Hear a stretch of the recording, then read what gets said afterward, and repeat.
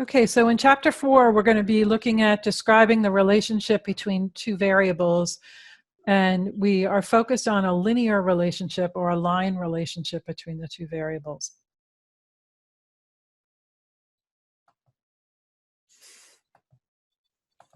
Oops. So we often want to study the relationship between two variables. When you have each entry in a data set corresponds to one entry in a second data set, they're called paired data sets. So for example, we're going to consider data from the 2016 Major League Baseball that shows that the salaries and average attendance at games for each of the clubs in 2016. So here's the salary and then the average attendance per game for all the different teams. Okay, and those data are paired team by team by team. So they're called paired data or ordered pairs of data. And the question someone might have does the salary that you're paying out influence or predict the average attendance at a home game? So because they want to make money off the tickets, so that sort of thing. So what we do first is we draw something called a scatter plot or a scatter diagram.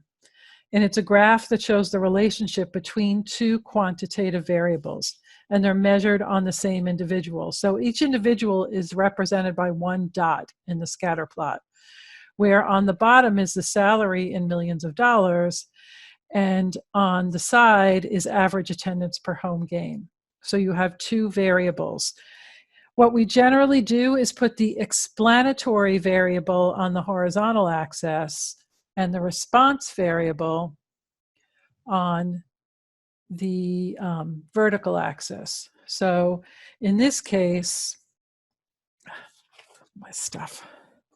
Here's the explanatory variable, and it goes here on the horizontal or x-axis. And that's what we think predicts the other variable. Okay, so with this, sometimes this is also called the predictor variable. And it's called the independent variable for the same reason, that it predicts the dependent variable, which is on the y-axis. So the y-axis is the vertical axis. It's the response variable. So the predictor leads to a certain response, is what we're thinking. Okay, and so that's on the vertical axis, and it's also called the dependent variable. So each of these dots, I'll pick this one because it's kind of far away from all the rest, has a corresponding X and a corresponding Y. And you plot those together and you get the point.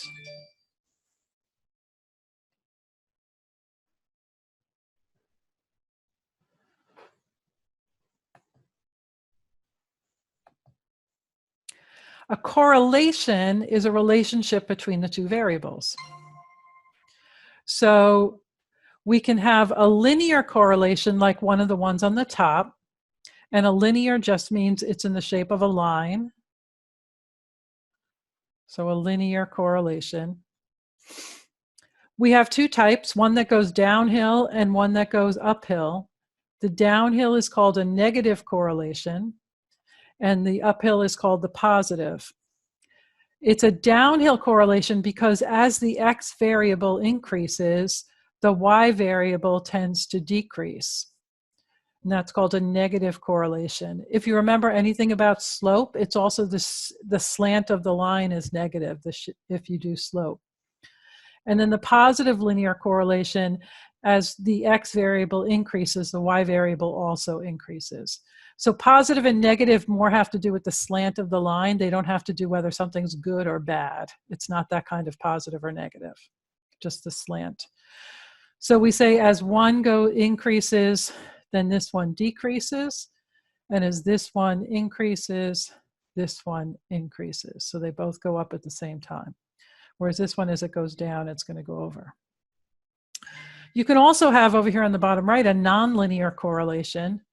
A lot of variables may have a relationship, but it's not linear. We're not covering that in this course, but it is possible that you have a correlation that's not a line.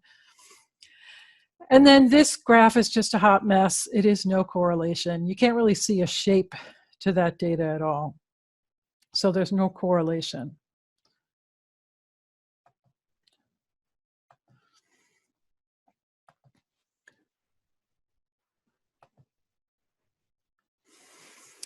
The correlation coefficient is a measure, a numerical measure of the strength and direction of the linear relationship. So it's only used for a linear relationship. All of these graphs at the top have a positive correlation. The first one is called a perfect positive because the correlation coefficient is 1, and it's a perfect line. So when you have a perfect line, you're going to have R equal to 1, your correlation coefficient.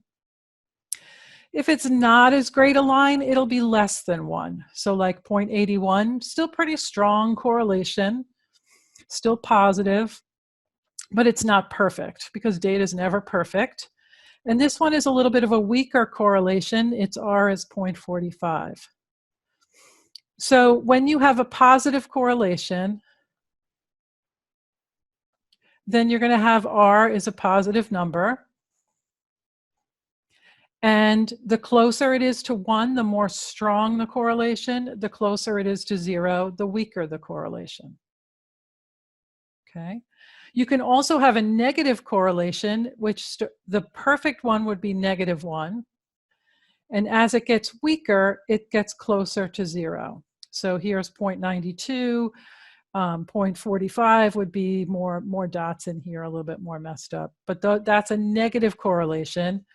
So the two things, you have two parts of it. One is the sign, which tells you the slant of the line, positive or negative. And the other is how strong or weak the correlation is. So that R correlation coefficient is always between -1 and 1. Close to 0 means it's weak.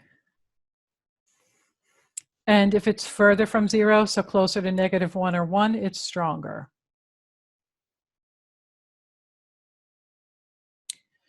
We are going to be using StatCrunch to calculate it, so you don't have to calculate it by hand.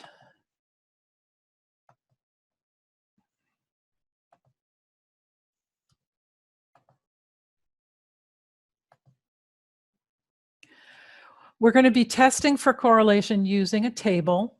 And in the program, in Pearson, when they ask you to compare it to a table, they'll give you the table to use.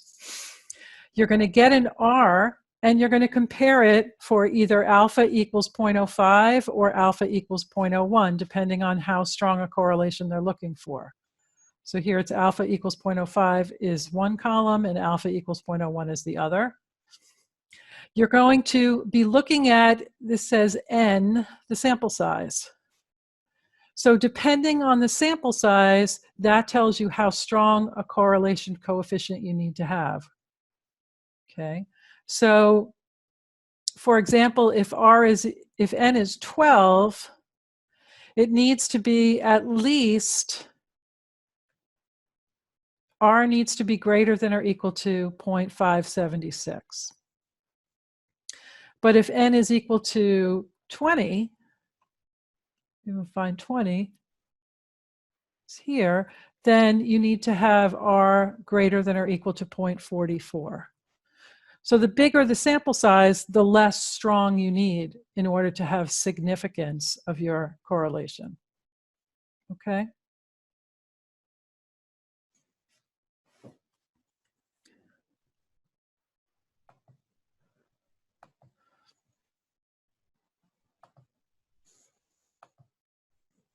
So here's an example, mother-daughter heights. A study to determine the correlation between adult mother and daughter heights is conducted with N equals 25. So sample size of 25 heights. We have the mother and daughter. And we got a correlation coefficient of R equals 0.473. I'll show you how to do that in StatCrunch. It's super easy. So determine whether the correlation coefficient is significant using alpha equals 0.05. So we're going to go down the column for alpha equals 0.05, look for n equals 25, and we get 0.396.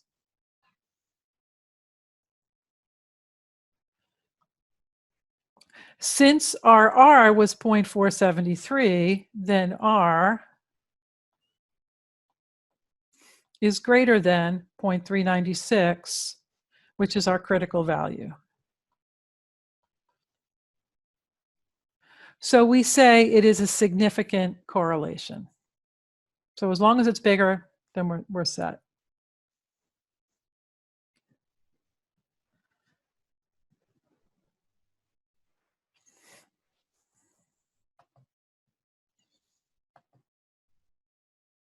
So here's how we do it. Sorry, these pictures got backwards in the PowerPoint.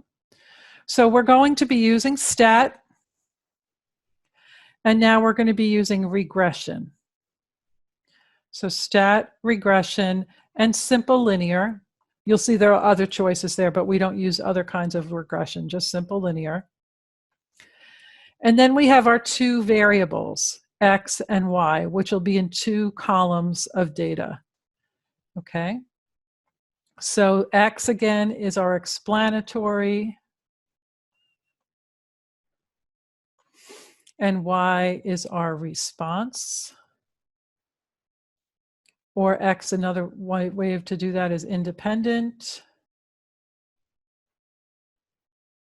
and dependent. And you just choose the correct column for your data.